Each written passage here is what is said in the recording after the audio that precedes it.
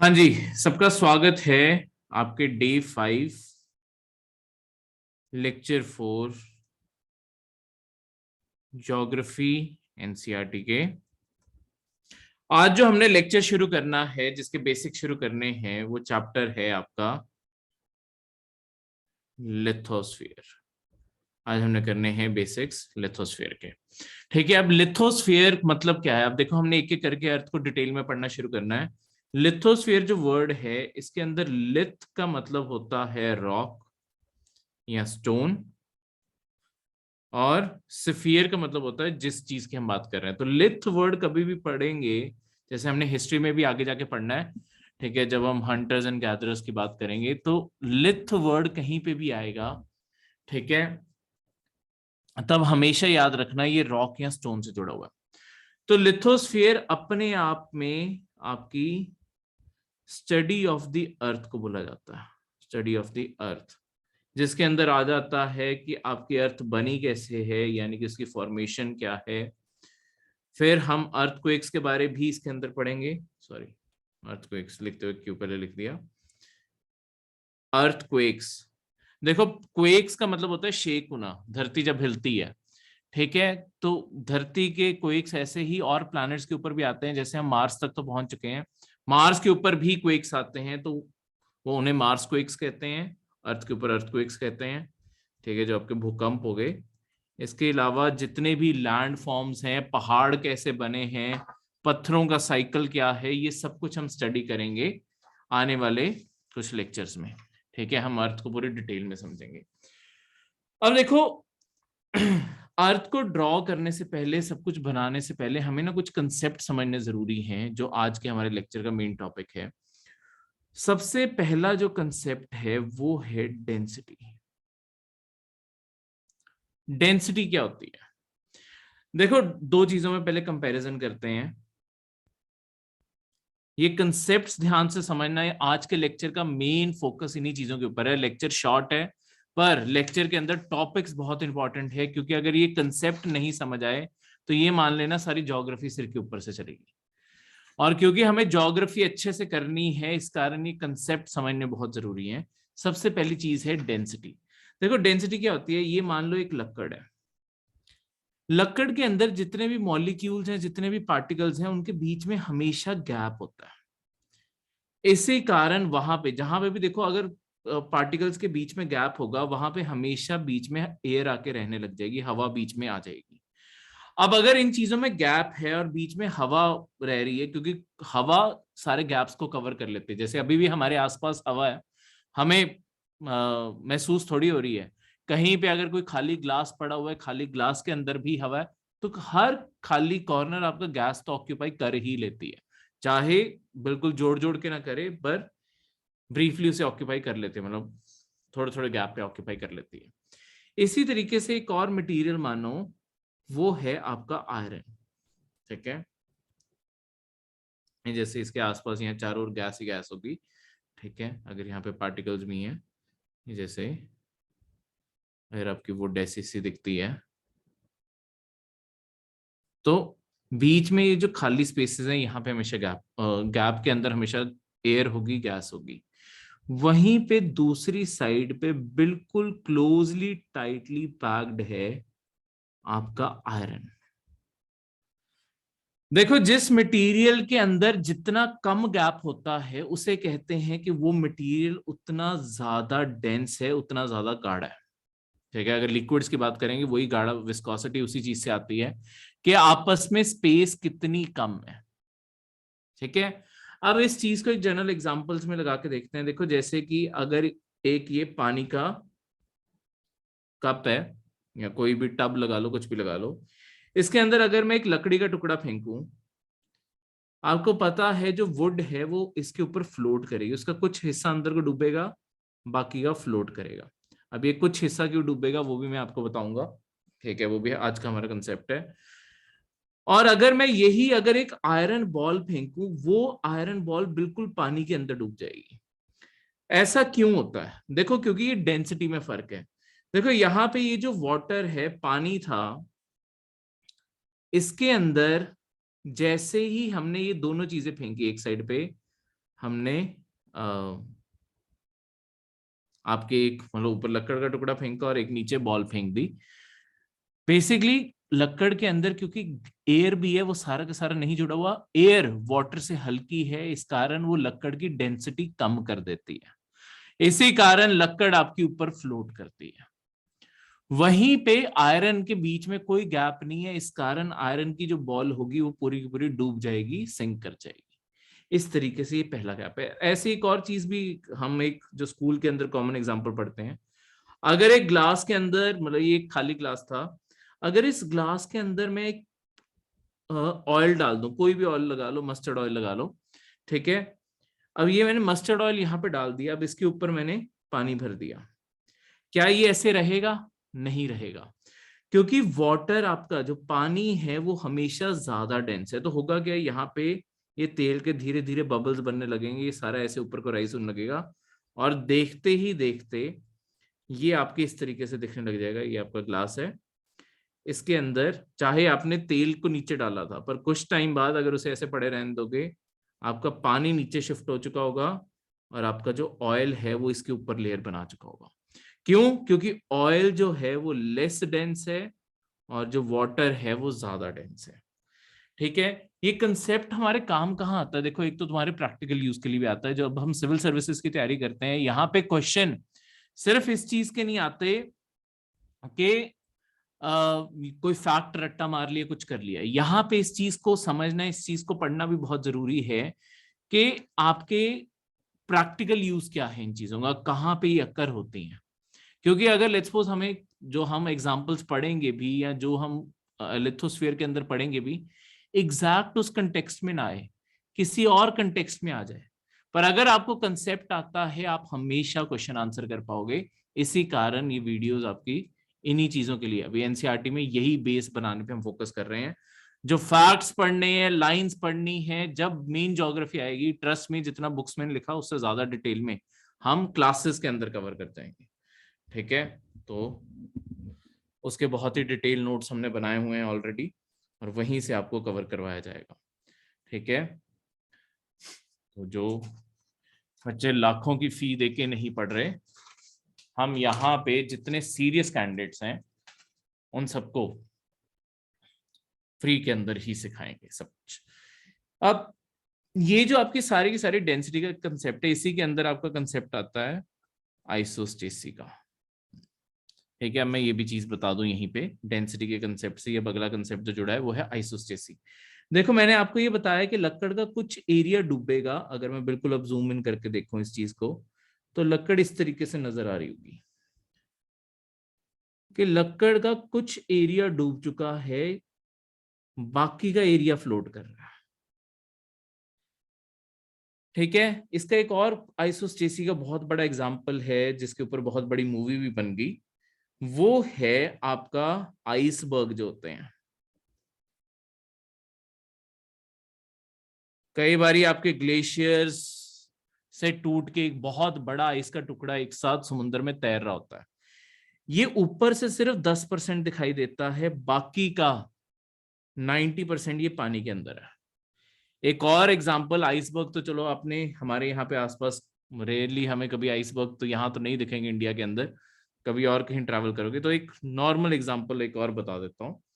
अगर आपके पास एक ग्लास है, पहले मैं एग्जांपल्स दे दूं ताकि आप प्रैक्टिकल लाइफ में अगली बार इन्हें देख भी रहे होगे ना। आपके पढ़ने का अल्टीमेटली मकसद है, आप कहीं कोई न्यूज सुन रहे हो, कुछ पढ़ रहे हो या कुछ देख भी रहे हो, आपको लॉन्ग टर्म में पढ़ाई में मजा आना चाहिए। क्योंकि जब आपको चीजें समझ आने लगेंगी कि अच्छा ये चीज ऐसे होती है, आपकी एवरीडे लर्निंग, हर जगह लर्निंग अपने आप ही बढ़ जाएगी। ये हमने इस चीज से अचीव करना है। यहाँ पे ये जो एक ग्लास है, इसके अंदर आपने पानी भरा हुआ था। ठीक है, पानी भरा हुआ था, कोक भरा हुआ था, कुछ भी भरा हुआ था। इसके अंदर अगर मैं आइस क्यूब्स डालूं, आइस क्यूब्स को अगली बारी ध्यान से नोटिस करना, आइस क्यूब्स पूरी तरीके से डूबे नहीं होते। आइस क्यूब्स बिल्कुल सरफेस से थोड़ा सा, मतलब ऊपर तो होते ही है टॉप पे, ठीक है, ऊपर टॉप पे तो होते ही हैं, पर उनका हल्का सा कॉर्नर पानी से बाहर होता है, बाकी सारा का सारा डूबा होता है। मतलब अगर इसी चीज को मैं जूम करके बनाऊं, ये अगर आपका पानी है, अगर आप आइस क्यूब्स को ध्यान से देखोगे ना, हल्का सा कॉर्नर उनका पानी से बाहर होगा, बाकी सारा पानी के अंदर डूबा होगा। इस तरीके से आपके आइस क्यूब्स यहाँ पे तैर रहे हैं। अब ये जो इतना हिस्सा है, मतलब आइस क्यूब डूबते क्यों नहीं है, ये आइसबर्ग क्यों नहीं डूब रहा, ये लक्कड़ पूरी तरीके से क्यों नहीं डूब रही, या पूरी तरीके से तैर भी क्यों नहीं रही, ये एक बीच में बैलेंस क्यों हो गया। देखो आइसोस्टेसी का यही कंसेप्ट है कि बेसिकली जब भी आप कोई भी मटेरियल पानी के अंदर रखोगे वो अपने आप को बैलेंस कर लेगा। किस तरीके से बैलेंस करेगा, देखो इस चीज का अपना कोई ना कोई वेट तो होगा, वो वेट इस चीज को नीचे को पुश कर रहा होगा, पर इसके अगेंस्ट आपकी पानी के अंदर से जो फोर्स आएगी उसे हम कहते हैं बॉयंसी। बॉयंसी का होता है जैसे पानी के अंदर आप कुछ भी दबाने की कोशिश करोगे, पानी बाहर निकालने की कोशिश करता है, उस फोर्स को कहते हैं बॉयंट फोर्स। जहां पे जाके ये इक्विलिब्रियम में आ जाएंगे, यानी कि ऊपर जो वेट है और नीचे जो बॉयंट फोर्स है ये दोनों बराबर हो जाएंगे, वो वहां जाके वो लाइन बन जाएगी जहां तक वो डूबेगा। तो जितना वेट डूब सकता था उतना डूब गया, जितना बॉयंट ने बैलेंस कर दिया बस वहां से बराबर हो गया। ठीक है, और ये इसीलिए तैर रहा है, वो मैंने आपको पहले कंसेप्ट बताया, क्योंकि इनकी डेंसिटी पानी से कम है। देखो आइसबर्ग में और आइस क्यूब्स में भी क्या होता है, कभी भी आप पानी को रखोगे फ्रीजर के अंदर, उसे बर्फ बनना आप हमेशा नोटिस करोगे, कुछ टाइम बाद जब वो बर्फ बनेगी वो थोड़ी सी एक्सपैंड हो जाती है। उसमें होता क्या है, उसके अंदर एयर बबल्स फंस जाते हैं, कभी ध्यान से देखोगे उसके अंदर एयर बबल फंसे भी पड़े होंगे, क्योंकि इनके अंदर हवा है। ये हवा के कारण पानी से बिल्कुल बराबर नहीं हो पाया, अगर बराबर होते पानी के अंदर जहां मर्जी तैर रहे होते। ये इतना को एरिया इसीलिए ऊपर रह गया क्योंकि बहुत बड़ी क्वांटिटी नहीं, पर थोड़ी सी क्वांटिटी जो एयर की है वो उसे बिल्कुल पानी से मिक्स नहीं होने दे रही, वो हवा ने उतना को हल्का कर दिया। बाकी सारा आइस क्यूब बना उसी पानी से है, बस ये जो इन आइस क्यूब्स के अंदर जो पानी के अंदर ये जो बबल फंस गए हैं ना, सॉरी आइस क्यूब्स के अंदर जो बबल फंस गए हैं वो उसे पानी से बस हल्का सा ऊपर रख रहे हैं, क्योंकि जितनी को हवा है उतना को लाइट कर पाएंगे उसे, क्योंकि बॉयंसी नीचे से बॉयंट फोर्स जो है वो हवा के कारण वो ज्यादा लग पाएगी। वेट अगर नहीं तो बॉयंट, अगर ये एयर बबल ना होते ये आइस बिल्कुल अंदर को डूब जाती। ठीक है, तो इस तरीके से ये चीज आइसबर्ग का भी सेम है, आइसबर्ग के अंदर भी आपके एयर बबल्स फंसे हुए हैं, इसीलिए 90% एरिया तो डूबा हुआ है, क्योंकि पानी पानी बैलेंस हो गया, बर्फ भी तो पानी से बनी हुई है, ये बैलेंस हो गया। ठीक है, अपने आप में। पर ये जो हवा वाला पार्ट था ये चीज को बॉयंट बना देता है, नीचे वाली फोर्स इस चीज को ऊपर धक्का मार देती है। ये जो बैलेंसिंग कंसेप्ट है जहां पे एक साइड से वेट और एक साइड से बॉयंसी फोर्स एक दूसरे को बैलेंस कर देगी, इस कंसेप्ट को हम कहते हैं आइसोस्टेसी। ठीक है, इस तरीके से ये सारी की सारी चीज क्लियर है। अब जो अगला कंसेप्ट है, ये एक ही कंसेप्ट के अंदर था आइसोस्टेसी, दूसरा जो कंसेप्ट है वो है आपका प्रेशर और टेम्परेचर का रिलेशन।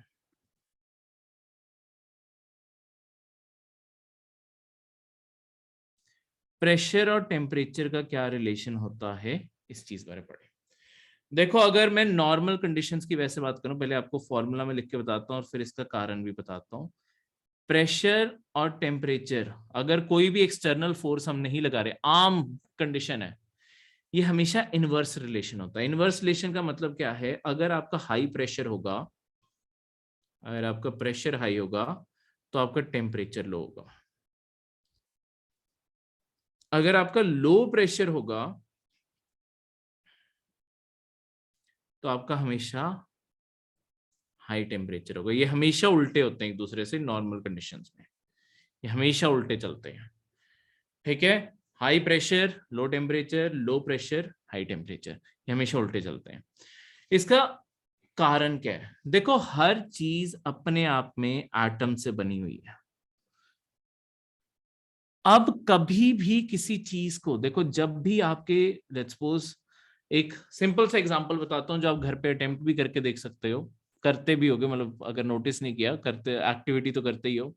वो है कि जब आप अपना फ्रीजर खोलोगे ना, अगली बारी फ्रीजर को ध्यान से देखना, फ्रीजर के अंदर से जो हवा आ रही होगी ना, वो सारी हवा नीचे को गिर रही होगी। तो ऐसा क्या होता है कि ठंडी हवा नीचे को जा रही होती है, देखो होता क्या है कि आपके कोई भी जो पार्टिकल्स हैं, पार्टिकल्स आपस में अगर कभी भी आप गर्मी दोगे, देखो अगर पानी आपने जैसे गैस के ऊपर रखा हुआ है, पानी को आप उबाल रहे हो, पानी को देखना गुबार मतलब बबल्स बनाना शुरू कर देगा और उबलना शुरू होगा। पानी के अंदर क्या चल रहा है, अगर मैं माइक्रोस्कोपिक स्केल पे देखूं, माइक्रोस्कोप के अंदर देखूं, तो पानी के अंदर चल क्या रहा होगा। पानी के अंदर जितने भी एटम्स हैं, एटम्स एक दूसरे से गर्मी के कारण एक दूसरे से टकरा रहे होंगे। अब जब भी एटम्स एक दूसरे से टकराते हैं, एटम्स एक दूसरे से दूर जाते हैं। देखो अब इस चीज को इससे आगे समझने से पहले, प्रेशर क्या होता है। प्रेशर होता है कितनी चीजें एक दूसरे के अगेंस्ट दबाव बना रही है, एक दूसरे से कितनी जुड़ी हुई हैं, वो है प्रेशर। आपस में कितना दबाव बना रही हैं, ये होता है प्रेशर। ठीक है। अब पर दो एटम्स एक दूसरे से टकरा के अगर दूर दूर होते जा रहे हैं, और लेट्स सपोज जैसे ये तो मैंने पानी के एग्जांपल दिया, पानी तो एक लिमिटेड उसमें रहेगा। अगर हवा है, मैं हवा को गर्म करना शुरू कर दूं, तो हवा के पास तो दूर दूर जाने के लिए बहुत जगह है ना, तो यहाँ पे हवा के एटम्स एक दूसरे से टकरा टकरा के दूर जाने लग जाते हैं। जब ये दूर जाएंगे, बीच में बहुत सारा ऐसा गैप हो जाएगा जो वैक्यूम है एक तरह से, यही बनता है लो प्रेशर। ठीक है। तो आपने गर्मी दी, गर्मी के कारण जो हवा है, हवा एक दूसरे से दूर जाने लगती। जब हवा एक दूसरे से दूर जाएगी, जब हवा दूर दूर फैलेगी, तो जो बीच में वैक्यूम का गैप बना वही तो लो प्रेशर है। अगर अब इस चीज को डायग्राम पे समझो, अगर जैसे ये कोई एक ओपन कंटेनर है, ऊपर से खुला हुआ है, ऊपर से खोले देता हूं, इस तरीके से बनाता हूं, इसके अंदर हवा है, हवा के मॉलिक्यूल्स हैं, इसे मैंने आग पे रख दिया, इस पूरे बस गैस को हवा मतलब रख दिया, और मैं माइक्रोस्कोपिक स्केल पे स्टडी कर रहा हूँ गैस को। ठीक है। ये क्या होगा, जैसे ही गर्म होने शुरू होंगे, आसपास कहीं पे भी कॉर्नर से टकरा गए होंगे, इन्होंने हीट ली होगी, यहाँ से भाग गए होंगे, ये किसी और के साथ टकराए होंगे, कोई किसी के साथ, किसी के साथ, जितनी गर्मी बढ़ेगी एक दूसरे के साथ पहले टकराना शुरू होंगे। जितना ये टकराएंगे एक दूसरे से, फिर से ऑपोजिट डायरेक्शन में जाएंगे, करते कराते ये खुली जगह की तरफ भागेंगे कि बस निकल सके यहां से। ठीक है। तो होता क्या है, अगर कोई चीज बहुत ही टाइटली पैक्ड है, अगर आप इसे गर्मी दोगे, तो आपका एक तरह से हाई टेम्परेचर हो गया, ये सारे के सारे एक दूसरे से दूर भाग जाएंगे, तो इनके बीच में अपने आप ही गैप बढ़ जाएगा। और ये जो बीच में सारा गैप है, ये वैक्यूम है, इस कारण इसे कहते हैं लो प्रेशर बन गया। प्रेशर तब होगा जब चीजें एक दूसरे के साथ जुड़ जुड़ के रह रही हैं। ये जो अभी आपको मैंने फ्रीजर का एग्जांपल दिया, उसमें यही होता है। देखो जब आपके लो टेम्परेचर किए जाते हैं ना, आपका टेम्परेचर बहुत कम किया जाता है, तापमान बहुत कम किया जाता है, तब होता क्या है, ये सारे के सारे पार्टिकल्स एक दूसरे से बिल्कुल जुड़ के रहने लग जाते हैं। ठीक है। तो क्योंकि अगर लो टेम्परेचर होगा, इन्हें इन पार्टिकल्स को कहीं से भी एनर्जी नहीं मिल रही। देखो ये जो हीट है, ये जो गर्मी है, जो हाई टेम्परेचर होता है, ये एक तरीके से ये जो एटम्स हैं, इन्हें गर्मी की जगह, मतलब गर्मी जो है वो एनर्जी दे रही है। एनर्जी मिलते ही ये चार्ज होंगे, चार्ज के कारण ये उछलना शुरू हो जाते हैं, उछलते उछलते एक दूसरे से दूर चले जाते हैं, और ये बीच में सारा का सारा गैप बन जाता है इस तरीके से। ठीक है। पर जब इनके बीच में एनर्जी नहीं है, लो टेम्परेचर हुआ हुआ है, ये एक दूसरे के बिल्कुल पास पास आके रहने लग जाते हैं। ठीक है। क्योंकि सारे के सारे सेटल डाउन हो गए, बैठ के। इसी कारण जब हम फ्रीजर खोलते हैं, ये हमें ऐसे पूरे गैस का एक क्लाउड यहाँ से नीचे को जाता हुआ दिखता है, क्योंकि वो उनमें कोई एनर्जी नहीं है, वो बिल्कुल बस सेटल डाउन हुए हुए हैं।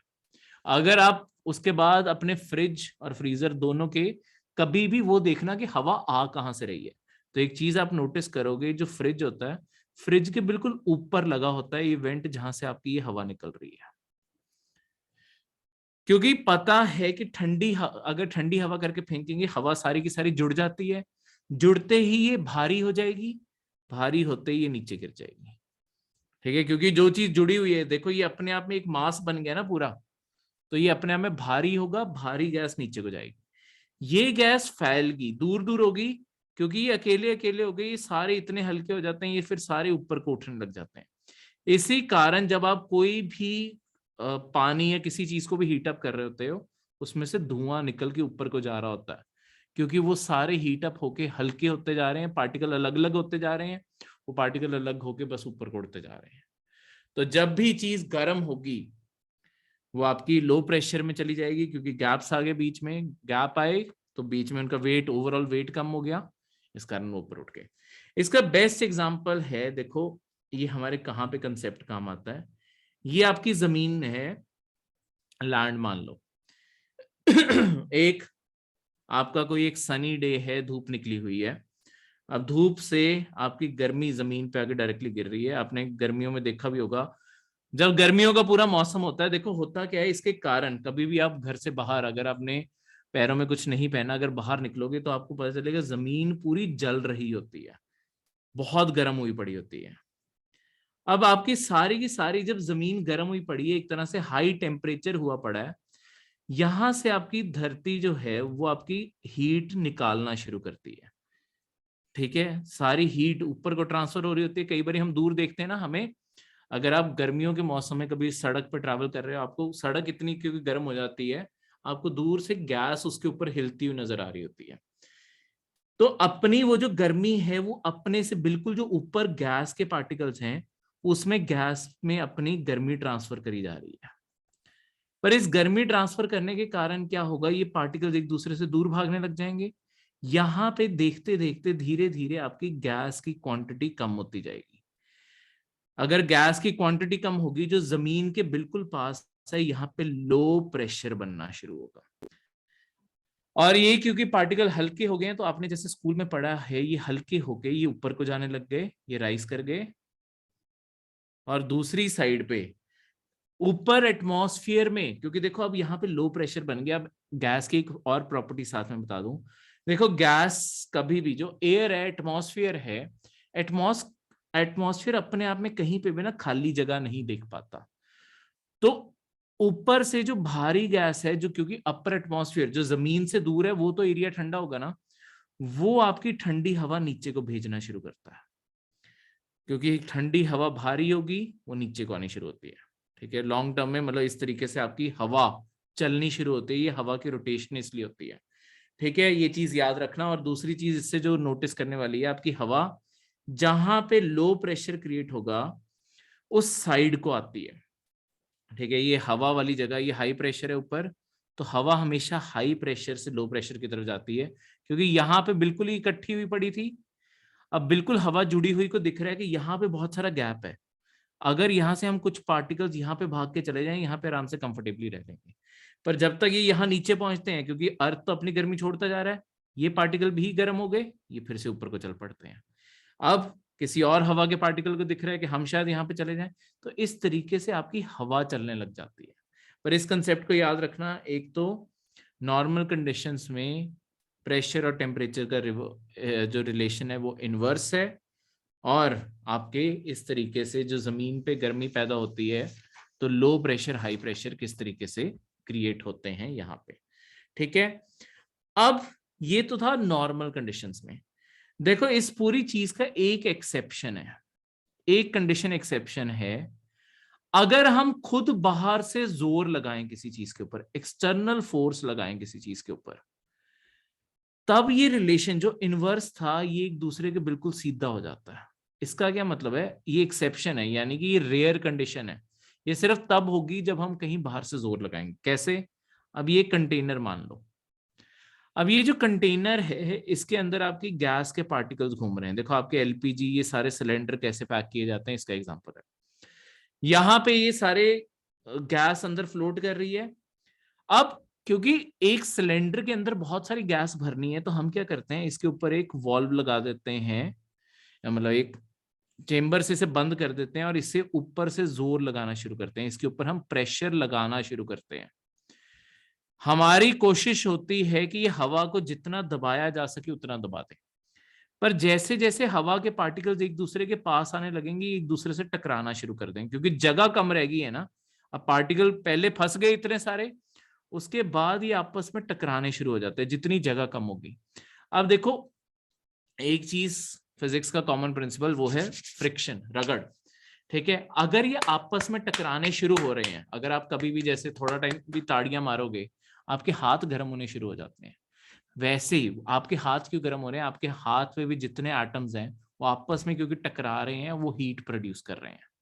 वही चीज यहाँ पे होती है, जब आप उनके लिए जगह कम करते जाते हो वो आपस में टकराते जाएंगे, जिसके कारण आप देखो एक साइड से प्रेशर बढ़ा रहे हो तो उस साइड से एक दूसरे से टकराने के कारण इनमें हाई प्रेशर भी हो जाता है। ठीक है, ऐसी कंडीशंस में ये रिलेशन बिल्कुल सीधा हो जाएगा।